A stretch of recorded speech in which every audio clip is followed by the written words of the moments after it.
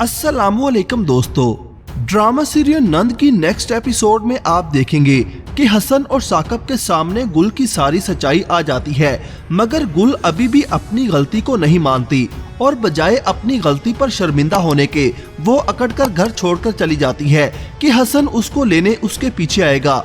मगर हसन गुस्से से अपने कमरे में चला जाता है।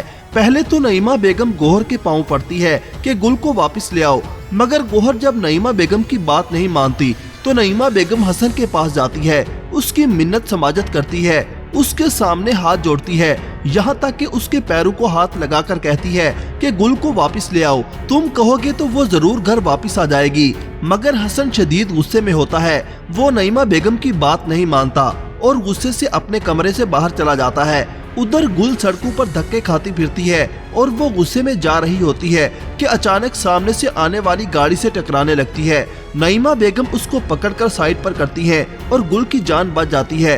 वो गुल से कहती है कि गुल मेरे साथ घर चलो, मगर गुल नहीं मानती तो उसकी वालदा उसको समझाती है कि अगर तुम अब घर ना आई तो हमारे हाथ कुछ नहीं आएगा, अब हमें गोहर को अपने काबू में करना होगा। आखिर गुल अपनी वालदा की बात मान लेती है और उसके साथ घर वापस चली जाती है।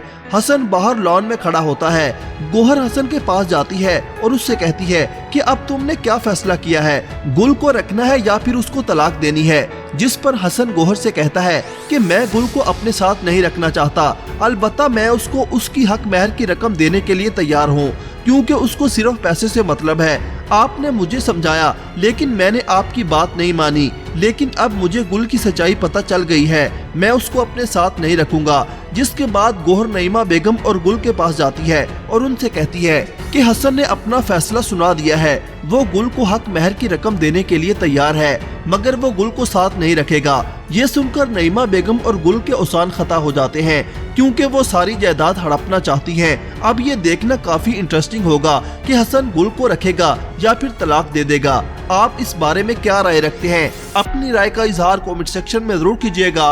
अल्लाह हाफिज।